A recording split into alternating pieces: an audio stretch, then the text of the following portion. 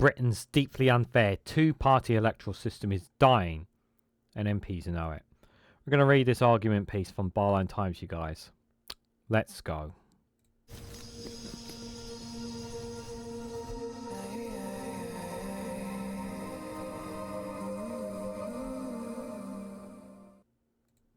Good morning, good afternoon, good evening, wherever you are in the world. This is Reganelite here with an argument piece from Byline Times with the headline that Britain's deeply unfair two-party electoral system is dying, and MPs know it. Startling new research reveals this year that this year's general election was the most disproportionate ever, with millions of votes wasted. Guys, while you're here, make sure you hit the like button and share this across social media so others are notified of this video. And it was. Millions of votes were wasted because people had to vote for parties they did not want to vote to. Many people felt that their vote was completely wasted. My vote in my area, which is a strong Labour constituency, was wasted because guess what? The Labour person is because of the first past the post system. This place is always going to be Labour, but it is slowly ebbing away. In some other areas, it's different, but the system sucks. People want to be able to have their vote to have a meaning. It actually matters. And while we don't quite know what kind of proportional representation system that we want, we definitely need one. We definitely need something different than what we have now. The system, this first past the post system that we have, which is designed for just two political parties, needs to end. We're tired of Conservatives, and considering the start this Labour has, people are tired of Labour, and they haven't exactly shown themselves in the last 14 years to be ready for government. Some of the decisions that they've made have been pretty horrendous. While they have made one or two decent decisions, the majority of actions that they've taken have been pretty poor, such as the winter fuel allowance, for example, or keeping the two-child benefit cap, allowing children to remain in poverty. Just two of many examples that this Labour government is in. But we're going to see a very interesting graph that Byline Times are going to show us, that what it would have looked like if it was based off a proportional representation system on the last general election. And I think you'd be pleasantly surprised by what we see, guys. So let's have a little gander, shall we? So, last Wednesday, members of Parliament voted in favour of a bill to introduce proportional representation for elections to the House of Commons. It was symbolic, and it was the first stage of a no-hoper backbench bill. It was historic. Why? Because by my reckoning, it was the first time that an MP had ever voted in favour of a bill to introduce proportional representation for elections to the Commons. In 1917, the House of Commons rejected a move to proportional representation despite a cross-party Speaker Conference recommending it.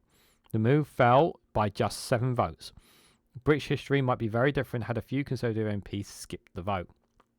Then in 1931, the House of Commons backed a bill which would have introduced the alternative vote system to let voters rank candidates by preference.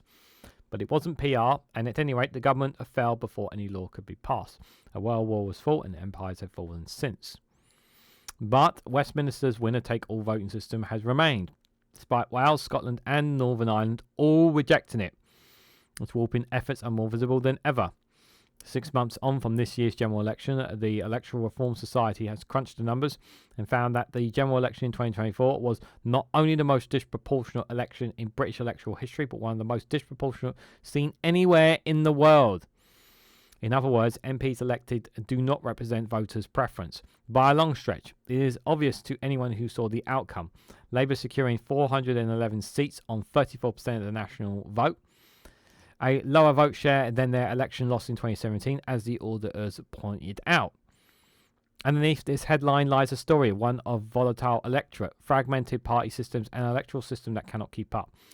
The result for voters and for parties is a system out of step, writes the Chief Executive Darren Hughes in the Democracies Group's latest report. And here are some of the stark findings. This is the interesting stuff, guys. So nearly 78% of voters did not directly affect the local outcome of 2024. 21.2 million votes in total.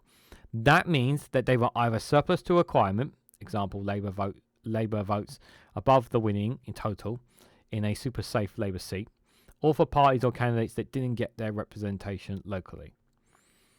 Number 2, 554 constituents, 85% of all seats, elected their representatives on less than 50% of the votes. That's just not right.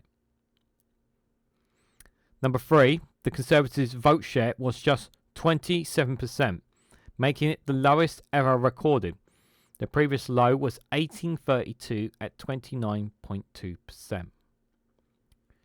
Number 4, 72 MPs is the new record hole for the Lib Dems, but their vote share was barely 4 points higher than the 8% of votes they received in 2015, when they recorded their lowest ever number of MPs, a rump of 8. Number 5, nearly 43% of votes went to parties and independents other than Labour or the Conservatives, a record high, 43%. Number 6, the sub 60% turnout was the second lowest voter turnout since universal suffrage was introduced, only narrowly beating the 2001 low of 59.4%. Number 7, 1 in 3 voters said they made a tactical vote instead of voting for their preferred party, according to polling for the Democracy Group. Yes, many people did this, and we said this back then, and we'll say it now. People did this because they were desperate to get rid of the Conservatives. Everyone was desperate to get rid of the Conservatives. Number 8, 344 seats, the bulk of the 650 across the UK, are not straight up Labour versus Conservative contests. In these seats and other combinations of parties make the top 2 contenders. The two-party system is dead. Over. Finished. That tells you a lot. If 600 is 334 seats, the bulk of the 650 seats are not straight up Labour versus Conservative anymore. One thing you notice a huge chunk of proportional votes in many constituencies. I remember when going through a lot of them, you could see just how many people were voting, whether it was splitting between Conservative and Reform, or the rise in green in certain green votes in certain areas as well, with Labour areas, or Lib Dem increase in some areas as well. Many people, while the seat proportions were still Conservative and Labour, there were great increases of outside those parties. Then number 9, 4 parties gained over 10% of votes and 5 parties over 5% of votes for the first time ever. What does this mean? We are a multi-party democracy trying to jam every possible shape into a square hole.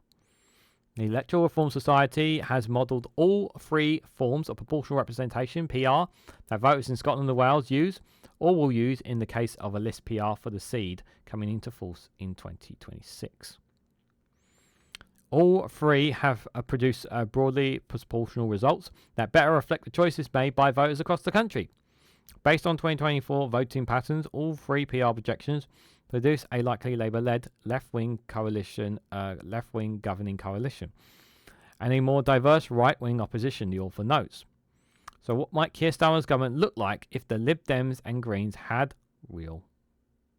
So this is what might Keir Starmer's government look like if the Lib Dems and Greens had real power. So this is it. What Parliament might have looked like using the single transferable vote PR system. This is what we would have had, guys. So what is this, guys? So this is basically if we had voted, if this was general election, if the last general election was based on the proportional representation, single transferable vote of PR system there.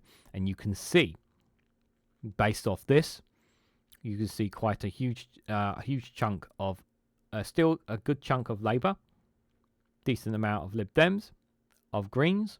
You can see SNPs there as well. You have a couple of other colours we'll get to in a moment. But yeah, you can see it on the right side. You can see Reform with quite strong numbers of seats there as well.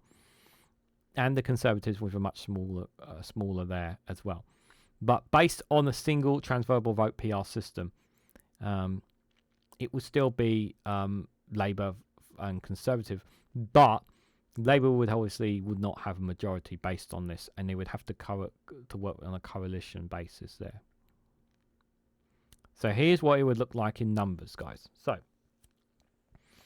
So you have here all the parties on the right, on the left-hand side. So you have Labour, Conservatives, Lib Dems, Scottish National Party, Reform, Independents, Green Party, Plaid Cymru, Northern Ireland parties, and the Speaker, obviously. So the blacks are the Northern Ireland parties there, just for reference. There. So you have FPTP, that's first past the post, which is what the final results was there in the numbers that we got. STV, what it would have been if we had STV. So it would have been 227 for Labour, 148 for the Conservatives. Liberal Democrats would have had one less seat. The Scottish National Party would have 16. Reform would have had 90 seats. I'm sure Reform, their eyes are peeking on that one. Independents would be 5. Green Party would have had 67 seats. That sounds a lot better. Plaid Cymru would have had 8. The Northern Ireland Party is the same, and nothing there. AMS, that's 50 there. Not too much of a change there. Reform would have had 10 more seats. We would have had 100 there. Conservatives, 139 seats. Lib Dems, not too much change there. Green Party would have had a bit more seats as well. 71 there, respectfully, as well. AMS, 68 to 32 there. You can see Labour would have had a few more seats, 282. Still not enough. 134 for the Conservatives, 58 for Lib Dems, 75 for Reform, 18 for Scottish National Party. You would have had 57 for the Greens. You can see here just how much better off it would have been if we had a different system overall. Now, single listed PR, you can see there Labour would have had 194 seats. The Conservatives would have had 147. Liberal Democrats, 78. Scottish National Party, 16. Reform, 109 seats. There would be no independents would have been based off this system. The Green Party would have had 83 seats. I like that. Plaid Cymru would have had 5. And Northern Ireland Party is the same, Speaker, same.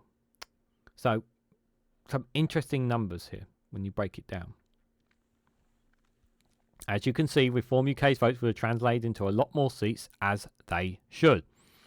For principal progression, this is not an argument against PR, but even for purely pragmatic ones, it is not just an argument. In 2016, for the first time in the Welsh Assembly, now the seed election, a political party other than the Big Four there won seats. UKIP elected 7 representatives.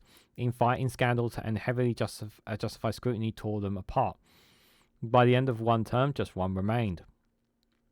And in the 2021 seed election, none were elected.